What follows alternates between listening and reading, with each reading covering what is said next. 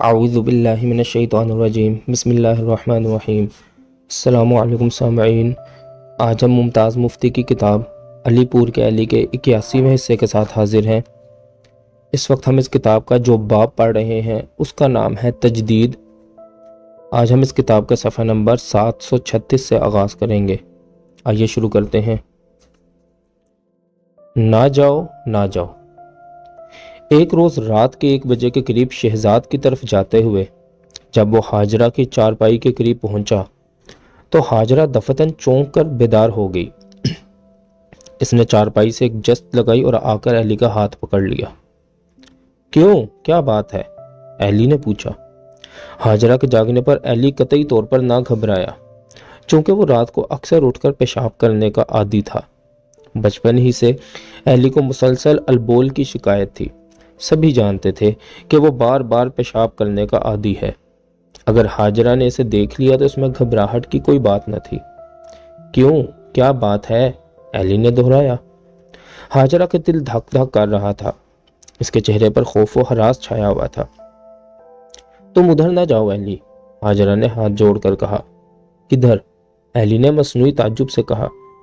میں تمہاری منت کرتی ہوں، وہ اپنی ہی دھن میں بولتی گئی۔ دیکھو میں پاؤں پڑتی ہوں۔ لیکن کس لیے اماں؟ علی تونک کر بولا۔ نہ بیٹا، میری بات مان لے، آخر بات کیا ہے؟ مجھے انہوں نے سب کچھ بتا دیا ہے، حاجرہ نے کہا۔ کس نے بتا دیا ہے؟ کیا بتا دیا ہے؟ اس نے پوچھا۔ حاجی صاحب نے، وہ بولی۔ کون حاجی صاحب؟ نہ بیٹا، وہ بولی۔ آہستہ بول، سب جاگ جائیں گے، اٹھ جائیں گے، کیا فائدہ؟ لیکن اماں مجھے کچھ پتہ بھی چلے۔ ادھر آ، ادھر، میں تجھے بتاؤں۔ وہ اسے ملحقہ کمرے میں لے گئی۔ حاجی صاحب میرے مرشد ہیں، وہ بولی۔ وہ بڑے کامل بزرگ ہیں۔ ابھی بھی انہوں نے مجھے جھنجھوڑ کر جگایا اور کہنے لگے علی ادھر جا رہا ہے، اسے روک لے۔ اور میں گھبرا کر جاگ پڑی اور کیا دیکھتی ہوں کہ تم کھڑے ہو۔ علی کہا مار کر ہنس پڑا۔ اماں تم بھی حد کر دیتی ہو، وہ بولا۔ کون جا رہا ہے؟ کہاں جا رہا ہے؟ میں تو پیشاب کرنے کے لیے اٹھا تھا، نہ تمہارے مرشد کو غلطی لگی ہے۔ نہ نہ نہ، حاجرہ چلائی، ایسا نہ کہو، تم نہیں جانتے، تمہیں معلوم نہیں۔ تو نہیں ہوگا، علی بولا، اب آرام سے سو جاؤ۔ اس کے بعد دیر تک علی جاگتا رہا، لیکن اسے شک تھا کہ حاجرہ ابھی جاگ رہی ہے۔ اس کے مرشد نے کیا گڑبڑ ڈال دی تھی، خواہ مخواہ۔ پھر جب حاجرہ خراٹے لینے لگی تو علی نے دیکھا کہ 3 بج چکے تھے اور ادھر جانا بالکل بیکار تھا، لہٰذا اس نے ادھر جانے کا خیال ترک کر دیا۔ اگلے روز حاجرہ علی کو فرحت کے ہاں لے گئی اور ابتدائی خاطر تواضع اور منتیں کرنے کے بعد کہنے لگی، علی میری ایک بات مان لے، صرف ایک بات، اس کے بعد جو جی میں آئے کرنا، میں کچھ نہیں کہوں گی، صرف ایک بات مان لے میری خاطر۔ کیا بات ہے؟ علی نے پوچھا۔ دلی جا کر حاجی صاحب کی بیعت کر لے، بس اور کچھ نہیں۔ بیعت؟ علی نے حیرت سے پوچھا، وہ کیا ہوتی ہے؟ وہ بھی ہوتی ہے، وہ بولی، چاہے کچھ بھی ہو وہ تو کر لے۔ اماں تو بھی پاگلوں سی باتیں کرتی ہے، فرحت نے کہا۔ چلو میں پاگل ہی سہی، حاجرہ نے کہا۔ علی رضامند ہو گیا، نہ جانے اس کے دل میں کیا خیال آیا۔ ویسے عام طور پر وہ حاجرہ کی بات سن کر ہنس دیا کرتا تھا، لیکن اس روز نہ جانے کیا ہوا۔ بولا بس اتنی سی بات ہے، چلو میں بھی اس مرشد کی زیارت کر رہا ہوں جو آدھی رات کے وقت آ کر اماں کو الٹی سیدھی باتیں بتا کر پریشان کرتا ہے۔ اس بات پر حاجرہ اس قدر خوش ہوئی کہ وہ سب کچھ بھول گئی۔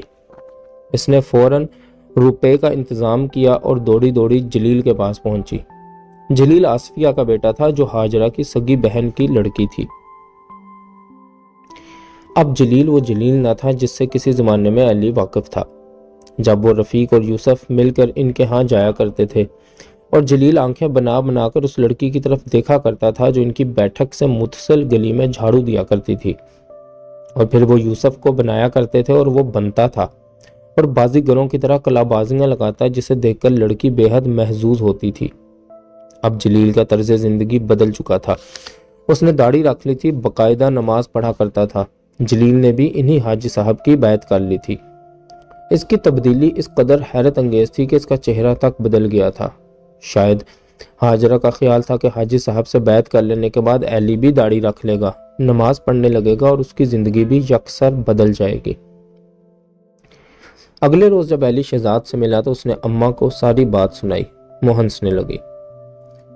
بیچاری ہاجرہ، وہ بولی، اسے علم نہیں کہ ہمارا بالکا کسی اور کا مرید نہیں بن سکتا۔ حاجی صاحب جتنا چاہے زور لگا لے، ڈھاک کے وہی 3 پات رہیں گے۔ لیکن یہ بیعت کیا ہوتی ہے؟ ایلی نے پوچھا۔ مجھے کیا پتا، وہ بولی۔ ہاجرہ تو مجھے بھی مجبور کر رہی تھی۔ کس لیے؟ کہ میں بھی بیعت کر لوں حاجی صاحب کی، مجھ سے ہاجرہ نے کہا۔ رابعہ نے اصرار کیا، رفیق نے منتیں کی۔ ان دنوں حاجی صاحب یہیں آئے ہوئے تھے، علی پور میں، اور یہ سب یوں ان کے گرد بیعت کی بھیڑ لگائے بیٹھے تھے جیسے بتاشے بٹ رہے ہوں۔ تو پھر تم نے کیوں نہ کی؟ ایلی نے پوچھا۔ پہلے سے ہی نہ کی ہوتی تو کر لیتی، وہ بولی۔ پہلے سے کی ہوئی ہے تم نے؟ ہاں، وہ بولی۔ کس کی؟ تمہاری اور کس کی؟ وہ اس کے قریب تر ہو گئی۔ مجھے اتنا زبردست مرشد ملا ہے کہ اب کسی اور کی طرف توجہ نہیں ہو سکتی۔ دلی۔ اگلے روز ایلی جلیل کے ساتھ دلی روانہ ہو گیا۔ دلی میں وہ غلام احمد کے گھر ٹھہرے۔ غلام احمد ان کا عزیز تھا۔ وہ نوجوان تھا، خوش شکل تھا اور رنگین مزاج واقع ہوا تھا۔ اسے گانے کا بہت شوق تھا اور جب وہ گاتا تو اس کا چہرہ کسی انجانے جذبے سے منور ہو جاتا۔ اسے بہت سے گیت یاد تھے، خصوصاً ایسے گیت جن کی دھنیں چلنت تھیں اور گاتے ہوئے سماں بندھ جاتا تھا۔ دلی پہنچتے ہی جلیل نے کہا کہ وہ اسی شام حاجی صاحب کی طرف جائیں گے۔ غلام احمد نے کہا لگایا، بولا، شام کے وقت بزرگوں سے ملنے کا وقت نہیں ہوتا، بہتر ہے کہ آپ انہیں کل صبح ملیں۔ پھر وہ ایلی سے مخاطب ہو کر بولا، چلو بھائی صاحب، آج شام کو دلی کی سیر رہے۔ جب جلیل نماز پڑھنے کے لیے چلا گیا تو احمد نے ایلی کو کوہنی ماری، کل تو بھائی صاحب آپ باقاعدہ طور پر مرید بن جائیں گے، پھر تو دنیا ہی بدل جائے گی۔ آج آخری مرتبہ ذرا آزادی سے گھوم پھر لو، آؤ دلی کی بانکیاں دکھائیں تمہیں۔ احمد ایلی کو لے کر چاوڑی جا پہنچا۔ پہلے تو اس نے سارے بازار کا جائزہ لیا، پھر باری باری چوباروں پر چڑھنا شروع کر دیا۔ شروع میں تو ایلی گھبرایا، لیکن جب اس نے دیکھا کہ ہر بیٹھک پر لوگ احمد کو بڑے تپاک سے ملتے ہیں اور یوں باتیں کرتے ہیں جیسے مدت کی جان پہچان ہو، تو وہ مطمئن ہو گیا۔ دلی کی طائفہ کو دیکھ کر ایلی بہت حیران ہوا۔ طائفہ تو اس نے لاہور اور امرتسر میں بھی دیکھی تھی، لیکن یہاں بات ہی کچھ اور تھی۔ انہیں دیکھ کر یہ محسوس نہیں ہوتا تھا کہ وہ قصبیاں ہیں اور بازار میں کاروبار کے لیے بیٹھی ہیں۔ ان کی گفتگو نہایت سنجیدہ تھی، انداز میں نمائش نام کو نہ تھی بلکہ ایک عجیب سے دوستانہ اور گھریلو انداز کی آمیزش تھی۔ احمد صرف ان بیٹھکوں پر جاتا تھا جہاں محفل نہ لگی ہو، تاکہ اطمینان سے بیٹھ کر باتیں کرنے کا موقع ملے۔ 2-1 سے اس نے گانے کی بھی فرمائش کی۔ ان کا گنگنانا کس قدر پیارا تھا، چونکہ اس وقت وہ رسمی ساز کے شور و شغب سے پاک تھا۔ وہ یوں بیٹھی گا رہی تھی جیسے کوئی گھر والی ہنڈیاں پکاتے ہوئے گنگنا رہی ہو کے رہے گا۔ اگلے روز صبح سویرے جلیل اور ایلی حاجی صاحب کی طرف چل پڑے۔ دیر تک وہ بلی مارا کی گلیوں میں گھومتے رہے۔ آخر ایک مکان پر پہنچ کر جلیل نے دستک دی۔ ایک نوجوان لڑکا باہر نکلا اور انہیں کمرے میں بٹھا کر اندر چلا گیا۔ 15 منٹ کے بعد حاجی صاحب تشریف لائے۔ ان کا قد درمیانہ تھا، عمر 40 سے متجاوز، رنگ گندمی تھا، قد و خال نستعلیق تھے، جسم دبلا پتلا، چہرے پر جلال اور دبدبے کے بجائے بے بسی اور عجز چھایا ہوا تھا۔ البتہ ان کی سرمے سے بھری ہوئی آنکھیں بے حد منور اور نم آلود تھیں، اور ان کا سر حرکت کر رہا تھا۔ کیا یہ ہیں حاجی صاحب؟ ایلی نے اپنے آپ سے کہا، اور اس کے دل سے خوف اور گھبراہٹ دور ہو گئی۔ اس نے محسوس کیا کہ حاجی صاحب ایک انسان ہیں، نہ تو دیوتا ہے اور نہ پیر یا ولی۔ ان سے بات کی جا سکتی ہے اور ان کی بات کاٹی جا سکتی ہے۔ جلیل حاجی صاحب سے باتیں کر رہا تھا اور ایلی سوچ رہا تھا۔ جلیل سے باتیں کرنے کے بعد حاجی صاحب ایلی کی طرف متوجہ ہوئے۔ آپ کے مزاج اچھے ہیں اور سب طرح خیریت ہے، جملہ متلقین اچھے ہیں، آج کل آپ کہاں ملازم ہیں؟ انہوں نے ایسے 20 سوال کر ڈالے اور ایلی رسمی طور پر ان کے جوابات دیتا چلا گیا۔ پھر وہ حاجی صاحب کے ہمراہ جامعہ مسجد کی طرف چل پڑے۔ ہر چند قدم کے بعد کوئی نہ کوئی راہگیر حاجی صاحب کو جھک کر سلام کرتا اور وہ بڑے اخلاق سے اس سے باتیں کرتے اور پھر جلد ہی رخصت طلب کر کے آگے چل پڑتے۔ ان کا سر اسی طرح حرکت کر رہا تھا جیسے گردن اور سر کے درمیان ایک نرم تار لگا ہو جو سر کے بوجھ کی وجہ سے جھول رہا تھا۔ جامعہ مسجد پہنچ کر حاجی صاحب نے وضو کیا، پھر ایلی سے کہا، بھائی وضو کر لو۔ ایلی کو وضو کرتے دیکھ کر حاجی صاحب خاموش رہے۔ جلیل نے ایلی کو ٹوکا۔ جلیل بولا، ایسے نہیں بلکہ۔ حاجی صاحب نے جلیل کی بات کاٹ کر کہا، نہیں کرنے دیجئے، جیسے بھی یہ کر رہے ہیں ٹھیک ہے۔ ایلی نے حیرانی سے حاجی صاحب کی طرف دیکھا۔ یہ جی پیر ہے جو احکام صادر نہیں کرتا۔ اس کی آواز اس قدر مدھم ہے، پیروں کی آواز تو حلق کے نیچے پردے سے نکلا کرتی ہے اور انداز جابرانہ ہوتا ہے۔ پیروں کی آواز تو حلق کے نیچے پردے سے نکلا کرتی ہے اور انداز جابرانہ ہوتا ہے۔ یہ تو بڑے ملائم انداز سے بات کر رہا ہے، جیسے معذرت کر رہا ہو، بلکہ اس کا تو تمام تر وجود ایک معذرت ہے۔ ایلی کو شک پڑنے لگا کہ وہ پیر نہیں بلکہ کوئی تاجر ہے جس نے پیری مریدی کا دھندا چلا رکھا ہے۔ پیر تو ہونے والے مریدوں کو ڈانٹتے ہیں، دھمکاتے ہیں۔ ایلی کو براہ راست کسی پیر سے واسطہ نہیں پڑا تھا۔ اسے معلوم نہ تھا کہ پیر کیسے ہوتے ہیں، لیکن نہ جانے کیسے اس نے اندازہ لگایا تھا کہ پیر بڑے روب اور جلالی ہوتے ہیں اور مریدوں پر حکمرانی کرتے ہیں۔ بنیا تاجر۔ بہرحال اسے یقین ہو گیا کہ حاجی صاحب نے پیر بننے کا ڈھونگ رچا رکھا ہے۔ وضو کرنے کے بعد انہوں نے ایلی کو اپنے روبرو بٹھایا، اس کے دونوں ہاتھ اپنے ہاتھوں میں لے لیے اور کچھ پڑھنے لگے۔ ایک بات پوچھوں؟ ایلی نے کہا۔ جی فرمائیے، حاجی صاحب بولے۔ یہ آپ کیا کر رہے ہیں؟ آپ کی والدہ کے حکم کو بجا لا رہا ہوں، وہ بولے۔ لو سن لو، ایلی نے سوچا، اپنے مرید کا حکم بجا لا رہا ہے۔ کسی پیر نے کبھی مرید کے متعلق ایسی بات کی ہے کیا؟ لا حول ولا قوت۔ پھر بھی ایلی نے پوچھا، اس عمل کو کیا کہتے ہیں؟ اسے بیعت کہتے ہیں۔ بیعت کیا ہوتی ہے؟ بیعت ایک تعلق ہوتا ہے جیسے دوستی ہوتی ہے۔ دیکھیے حاجی صاحب، میں ایک بات واضح کر دینا چاہتا ہوں۔ فرمائیے۔ اگر آپ اپنی طاقت سے مجھے نیک بنا دیں تو مجھے ایسی نیکی مطلوب نہیں۔ کیوں؟ انہوں نے مسکرا کر پوچھا۔ میں وہ نیکی چاہتا ہوں جو میرے دل سے نکلے، کسی کی بخشی ہوئی نہ ہو۔ وہ ہنسنے لگے۔ سبحان اللہ، سبحان اللہ، آپ بہت سمجھدار ہیں۔ ارے، ایلی حیرت سے ان کی طرف دیکھنے لگا، یہ تو بالکل ہی تاجر ہے۔ اگر آپ اپنی نیکی اور عبادت کے زور سے مجھے اللہ سے ملا دیں، ایلی نے کہا، تو بھی مجھے منظور نہیں۔ ملنا ہے تو میں اپنے زور پر ملوں گا۔ اس کے علاوہ، وہ بولا، میں نہیں چاہتا کہ بدلوں، میں اسی طرح رہنا چاہتا ہوں جیسا کہ ہوں۔ بہت اچھے، بہت اچھے، وہ بولے، نہایت اچھے خیالات ہیں آپ کے۔ ارے، ایلی نے پھر حیرت سے ان کی طرف دیکھا، بالکل ہی بنیا قسم کا مرشد ہے یہ۔ باقی رہا تعلق کا سوال، ایلی نے کہا، تو ابھی میرا اور آپ کا تعلق پیدا نہیں ہوا۔ تعلق تو دل کی بات سے جو آہستہ آہستہ پیدا ہوتا ہے اور پھر بڑھتا ہے۔ اگر آپ والدہ صاحبہ کا فرمان پورا کرنا چاہیں تو بسم اللہ۔ بہت خوب، حاجی صاحب نے کہا اور اس کے ہاتھ تھام کر بیٹھ گئے۔ ایک بات اور ہے، ایلی نے پھر انہیں ٹوکا۔ ہاں ہاں، وہ اس کی طرف متوجہ ہے۔ اس وقت میرے دل میں سپردگی یا حوالگی کا جذبہ موجود نہیں ہے۔ حاجی صاحب نے پیار بھری نگاہ سے ایلی کی طرف دیکھا اور پھر آنکھیں بند کر کے بیٹھ گئے۔ 4 منٹ وہ یوں ہی چپ چاپ بیٹھے رہے، پھر انہوں نے سر اٹھایا۔ ان کی آنکھوں کی چمک کچھ اور بڑھ گئی تھی اور چہرے پر ایک عجیب قسم کی مسرت پھیلی ہوئی تھی۔ وہ جلیل سے مخاطب ہوئے۔ جلیل صاحب، وہ بولے، آپ والدہ محترمہ کو میرا سلام دیں، ان سے کہیں کہ آپ کے حکم کی تعمیل کر دی گئی، لیکن ان سے کہہ دیں کہ… جلیل نے ان کی بات کاٹ کر کہا، لیکن حاجی صاحب بیعت، اور پھر بامانی انداز میں ایلی کی طرف دیکھنے لگا۔ کوئی بات نہیں، وہ بولے، ایلی صاحب ہمارے دوست ہیں، مخلص ہیں، اور ہم اپنے دوست سے کوئی بات چھپا کر نہ کریں گے۔ ایلی نے پھر حیرانی سے حاجی صاحب کی طرف دیکھا۔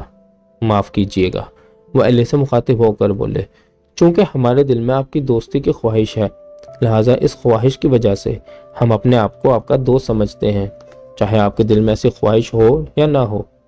آپ کے دل میں بھی پیدا ہو جائے گی انشاءاللہ۔ دیکھیے نا، اگر آپ کے دل میں اللہ کی دوستی کی خواہش پیدا ہو جائے تو یقیناً آپ اللہ کے دوست بن جائیں گے۔ خواہش بڑی چیز ہے علی صاحب۔ ہاں تو جلیل صاحب، آپ والدہ محترمہ سے کہہ دیں۔ حاجی صاحب نے جلیل سے مخاطب ہو کر کہا، ان سے کہہ دیں کہ جو ہونا ہے ہو کر رہے گا۔ ہمارا مطلب ہے جس بات کا والدہ محترمہ کو ڈر ہے وہ ہو کر رہنے والی ہے۔ جو اللہ کو منظور ہے وہی ہوگا۔ ڈرنے کی بات نہیں، اللہ بہتر کرے گا، اسی میں بہتری ہے۔ اور حاجی صاحب نے کچھ وقفے کے بعد کہا، والدہ محترمہ سے کہہ دیں کہ ابھی وقت نہیں آیا، وقت آئے گا، ضرور آئے گا، اور بہت اچھا ہوگا۔ بہت اچھا، ماشاءاللہ، علی صاحب کے خیالات بہت اچھے ہیں۔ انشاءاللہ بہت اچھا ہوگا، گھبرائیں نہیں۔ ایک وقت آئے گا جب علی صاحب بہت اچھے لوگوں سے ملیں گے، ان کی خوشنودی حاصل ہوگی انشاءاللہ۔ جادو کی مرہم۔ اسی روز شام کے وقت وہ دوبارہ حاجی صاحب سے ملے تو وہ تیار بیٹھے تھے۔ انہیں دیکھتے ہی بولے، جلیل صاحب آپ آ گئے، اچھا کیا آپ نے۔ اب آپ نماز سے فارغ ہو لیں جب تک میں علی صاحب کو دلی کی سیر کرا لوں۔ کیوں علی صاحب، آپ دلی کی سیر کریں گے؟ آئیے۔ علی نے پھر حیرت سے اس کی عجیب و غریب پیر کی طرف دیکھا، اور در حقیقت اب وہ قطعی طور پر بھول چکا تھا کہ حاجی صاحب پیر، ولی یا اللہ لوگ ہیں۔ اب وہ انہیں تاجر بھی نہیں سمجھتا تھا، نہ ہی بنیا۔ اب حاجی صاحب اس کے نزدیک ایک خوش مزاج، با اخلاق اور اخلاص سے بھرا انسان تھا۔ وہ دونوں چل پڑے۔ علی حیران تھا کہ یہ منحنی سرمت چشم نحیف و نزار آدمی سے کہاں لے جائے گا۔ وہ بھلا اسے دلی کی کیا سیر کرا سکتا ہے؟ دلی کی سیر تو احمد نے کرائی تھی، واہ واہ کیا چیزیں دکھائی تھیں۔ لیکن احمد کے ساتھ جانے میں ایک قباحت ضرور تھی۔ احمد کا طائفہ کے ساتھ کچھ ایسا طرز عمل تھا کہ یوں محسوس ہوتا تھا جیسے وہ ان کا بھڑوا ہو۔ وہ اسے اہمیت ضرور دیتی تھی، لیکن ایسی اہمیت جیسے بھڑوے کو دی جاتی ہے۔ وہ اس سے یوں بات کرتی تھی جیسے وہ ان کا دوست نہ ہو بلکہ ہم کار ہو۔ آپ نے دلی کی سیر کی ہے کیا؟ حاجی صاحب نے پوچھا۔ علی چونکا، جی ہاں۔ کون کون سی جگہ دیکھی ہے؟ وہ بولے، جی چاوڑی میں گیا۔ علی کا جواب سن کر حاجی صاحب چونکے۔ خوب، وہ بولے، کیا آپ نے کبھی چاوڑی کی سیر کی ہے؟ علی نے پوچھا۔ ہاں، وہ بولے، ہم تو بھائی وہیں رہا کرتے تھے۔ وہاں رہا کرتے تھے؟ ہاں ہاں، کیمسٹ کی دکان تھی، کلکتے میں ہیڈ آفس تھا، بمبئی اور دلی میں برانچیں تھیں۔ ارے، علی چونکا، تو کیا گھاٹا پڑ گیا؟ نہیں تو، وہ بولے، بس چھوڑ دیا کاروبار۔ کیوں؟ اس نے پوچھا۔ اللہ میاں نے اپنی طرف بلا لیا۔ اللہ میاں سے دوستی ہے کیا؟ نہیں، وہ مسکرائے، ابھی تو معمولی جان پہچان ہوئی ہے۔ ایک بات اور پوچھوں؟ علی نے کہا۔ ضرور پوچھئے، جو جی چاہے پوچھئے۔ اللہ میاں کیسے ہیں؟ وہ بہت پیارے ہیں، انہوں نے جواب دیا، بہت ہی پیارے۔ وہ تو بہت سخت ہیں، علی نے کہا۔ حاجی صاحب مسکرائے۔ سخت ہوتے تو کیا ہم سب اس قدر بگڑے ہوئے ہوتے؟ علی کو یہ خیال کبھی نہ آیا تھا۔ اس نے اس زاویے سے اللہ تعالیٰ کو کبھی نہ دیکھا تھا۔ اس کے نزدیک اللہ تعالیٰ ایک عظیم ہستی تھی، بے نیاز، بے پرواہ۔ علی صاحب، وہ بولے، اللہ تعالیٰ سے دوستی کر کے دیکھو، اس قدر مخلص دوست نہیں مل سکتا۔ میں اس قابل نہیں، علی نے جواب دیا۔ قابلیت اور اہلیت وہ خود عطا کرتے ہیں، حاجی صاحب نے کہا۔ صرف ان کی دوستی کی خواہش پیدا کرو، صرف خواہش۔ خواہش تو خود پیدا ہوتی ہے، زبردستی پیدا نہیں کی جا سکتی، علی نے کہا۔ تو یہ خواہش ان سے مانگو۔ اللہ میاں سے یارانہ خوبصورت سے خوبصورت عورت کے یارانے سے کہیں زیادہ رنگین ہے۔ حاجی صاحب کی باتیں عجیب تھیں، علی سوچ میں پڑ گیا۔ اس شخص کا تخیل کس قدر رنگین ہے، اس کی غمناک نگاہ میں کتنی وسعت ہے۔ کیا آپ نے کبھی عورت سے بھی یارانہ لگایا تھا؟ علی نے پوچھا۔ وہ مسکرائے۔ ہاں ہاں۔ مجھے بتائیے، علی بولا۔ ہم نے ایک مرہم بنایا تھا۔ کیسا مرہم؟ ہم نے بہت سی ادویات سے ایک مرہم تیار کیا، اور پھر 7 روز ایک وظیفہ کیا۔ ایسے مقام پر وظیفہ کیا تھا جو لق و دق ویرانہ تھا۔ بمبئی میں سمندر کے ساحل کے پاس ایک پرانا لائٹ ہاؤس تھا جو مسمار ہو چکا تھا۔ اس میں بیٹھ کر ہم نے وظیفہ پڑھا اور پھر مرہم مکمل ہو گیا۔ وہ وظیفہ بھی اس مرہم کا ایک جزو تھا۔ لیکن وہ مرہم کیوں بنایا آپ نے؟ وہ مسکرائے۔ بھائی، نوجوان تھے، عورتوں کا شوق تھا۔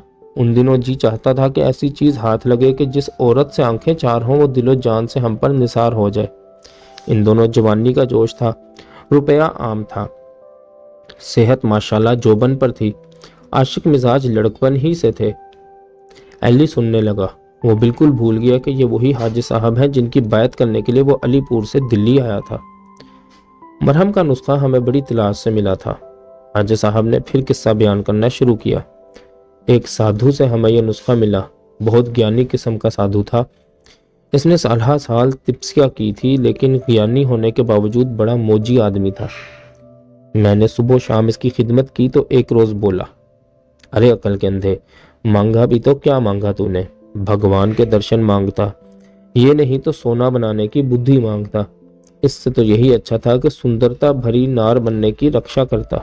نار میں بڑی شکتی ہے، اگر کچھ بننا ہو تو محبوب بنو، عاشق نہ بنو۔ لگن نار مانگی تو کیا مانگا؟ اپنے آپ کو بھسم کر لو گے تو کیا ہوگا؟ اچھا، اب جو مانگا ہے وہی پاؤ گے۔ ایلی حیرت سے حاجی صاحب کی بات سن رہا تھا۔ بس تو ایلی بھائی، ہم نے وہ مرہم بڑی محنت سے تیار کیا۔ اس مرہم کی خاصیت یہ تھی کہ ایک ایک سلائی آنکھ میں لگا کر جس عورت کی آنکھوں سے آنکھیں ملاؤ وہ تمہارے پیچھے چل پڑے گی، تمہاری گرویدہ ہو جائے گی۔ اچھا، تو پھر آپ نے وہ مرہم آزمائی؟ ایلی نے پوچھا۔ صرف ایک بار، وہ بولے۔ اس کا اثر ہوا؟ ہاں، اس قدر اثر ہوا کہ وہ رک گئے۔ باقی انشاءاللہ اگلی ویڈیو میں۔